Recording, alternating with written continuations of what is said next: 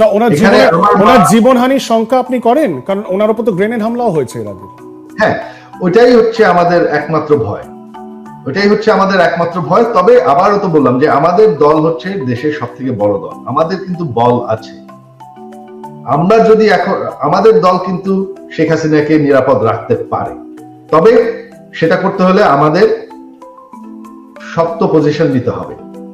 আমরা কিন্তু আমাদের নিরাপত্তা নিশ্চিত করতে পারি, তবে সেটা করতে হলে আমাদের লড়াই করতে হতে পারে। আমি সেই লড়াই চাই না। আমি কিন্তু এইটা একটু সবাইকে একটু জানাতে চাই, বিশ্বকে জানাতে চাই যে আপনারা যদি মনে করেন যে আওয়ামী লীগ মরে গেছে, আওয়ামী লীগ মরে নাই। আপনারা যদি মনে করেন যে আওয়ামী লীগের কোনো সাপোর্ট নাই, সেটা কিন্তু ঠিক না। আপনি আওয়ামী লীগের কর্মীদেরকে কি বার্তা দেবেন? যারা দেখছেন এই মুহূর্তে, অনেক মানুষ দেখছেন, বার্তাটা কি দেবেন তাদেরকে? কারণ তারা তো মার খাচ্ছেন এই মুহূর্তে বাংলাদেশে। আমরা তাদেরকে ঠেকিয়ে রেখেছি যে তোমাদের উল্টা মারামারি করার দরকার নেই। আস্তে আস্তে দেখবে, সময়তে আপনারা দেখবেন কি হবে। তারা তো প্রাণহানি পর্যন্ত হচ্ছে, তাদেরকে তো বাঁচাবার কেউ নেই, তাদের প্রাণহানি হচ্ছে। শীর্ষ নেতৃত্ব তো বাংলাদেশে নেই, আপনি আছেন আমেরিকাতে, আপনার মা রয়েছেন ভারতবর্ষে। না, আপনি যদি এখন দেখেন আজকের থেকে কিন্তু তাদের উপর হামলা অনেকটা কমে গেছে, কারণ আমাদের নেতাকর্মীরা এখন নিজেদের নেতাদের পাহারা দিচ্ছে। তারা নিজেদেরকে সংগঠিত করতে পারছেন? হ্যাঁ, সংগঠিত হচ্ছে। শেখ হাসিনা এরপর কোথায় যাবেন? তার অভিমুখটা কোথায়? আমরা তো শুনছি লন্ডন আপনাদেরকে অ্যাসাইলাম দিতে রাজি নয়, আমেরিকা ভিসা ক্যান্সেল করে দিয়েছে বলে এমন একটা খবর পাওয়া যাচ্ছে। আমরা ঠিক জানি না উনি কি ফিনল্যান্ডে যাবেন, উনি কি স্ক্যান্ডিনেভিয়ান দেশগুলিতে যাবেন, উনি যাবেন কোথায়? এই বিষয়ে আপনার যতগুলো খবর ছড়ছে এগুলো সম্পূর্ণ গুজব। তিনি এখন পর্যন্ত কোথাও অ্যাপ্লাই করেন নাই, ইউকে তে অ্যাপ্লাই করেন নাই, আমেরিকায় তো অ্যাপ্লাই করেন নাই, ফিনল্যান্ডে অ্যাপ্লাই করেন নাই, তিনি কোথাও অ্যাপ্লাই করেন নাই অ্যাসাইলামের জন্য। ওনার এই পর্যন্ত কোনো পরিকল্পনা নাই কোথাও যাওয়ার। ওনার উদ্দেশ্য হচ্ছে অতি শিগগিরই বাংলাদেশে ফিরে যাওয়া, রাজনীতি করার জন্য বা রিটায়ার করার জন্য, বা তিনি চান বাংলাদেশে ফিরে যেতে। তিনি কি রাজনীতিতে থাকবেন বা রাজনীতিতে প্রত্যাবর্তন করবেন, না রাজনীতি থেকে সরে যাবেন?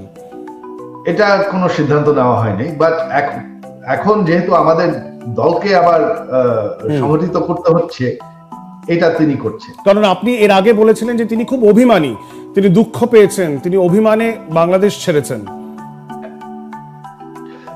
হ্যাঁ, সেটা আমরা সবাই অভিমান করেছিলাম। তবে পরের দিন যখন দেখি যে আমাদের নেতাকর্মীদেরকে হত্যা করা হচ্ছে, তখন আমরা বললাম যে আমাদের নেতাকর্মীদেরকে ছেড়ে দেওয়া যাবে না, তাদেরকে অর্গানাইজ করতে হবে, তাদেরকে নিরাপদ রাখতে হবে, আর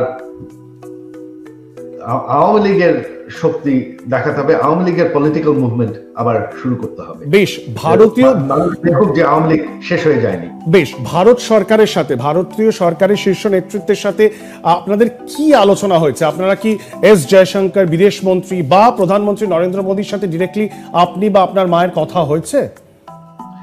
আমি কারোর সাথে কথা বলি নাই, কি আলোচনা হয়েছে আমি জানি না।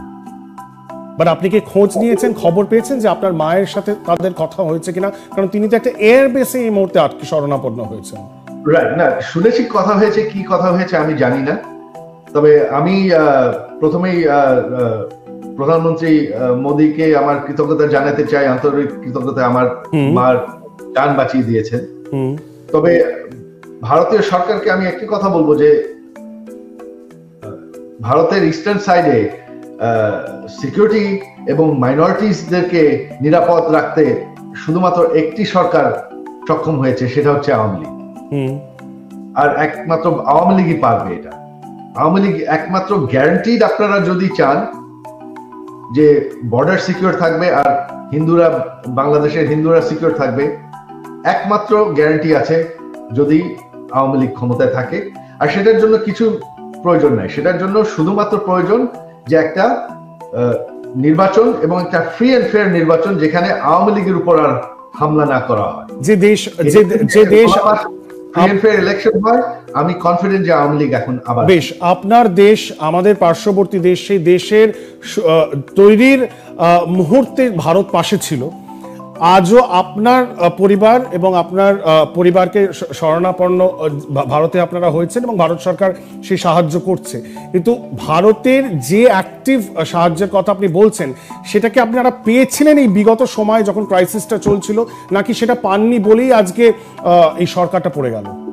না, তখন মানে এই সিচুয়েশন আমার মার উপর আক্রমণ হওয়ার আগ পর্যন্ত, তো মানে গণভবনে আক্রমণ হওয়ার আগ পর্যন্ত ভারতের এখানে কোনো ইনভলভমেন্ট ছিল না।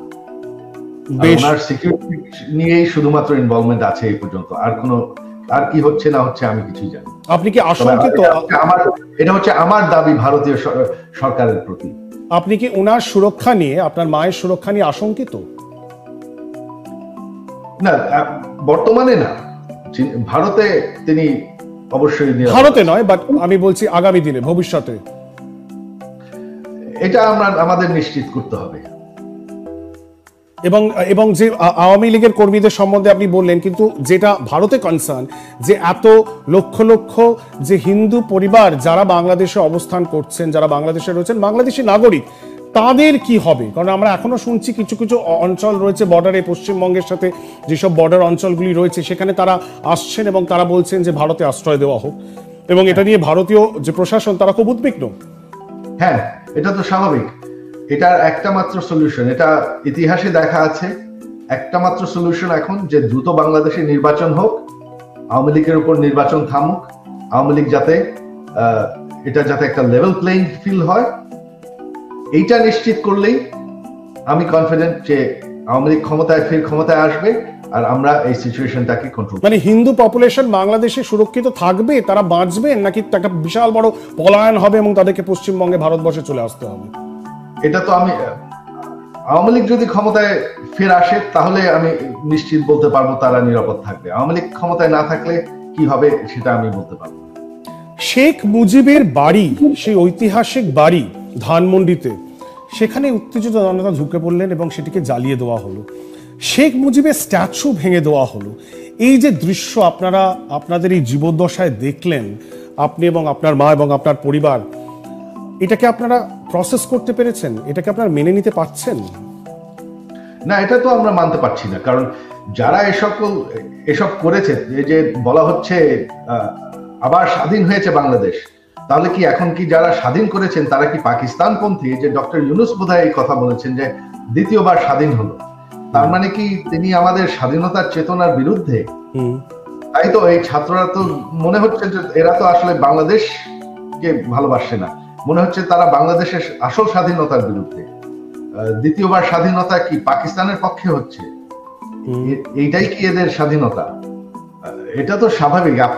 আপনার প্রশ্নের উত্তর তো আপনি নিজেই করে দিলেন, তো এখানে আমার খুব একটা কিছু বলার নেই।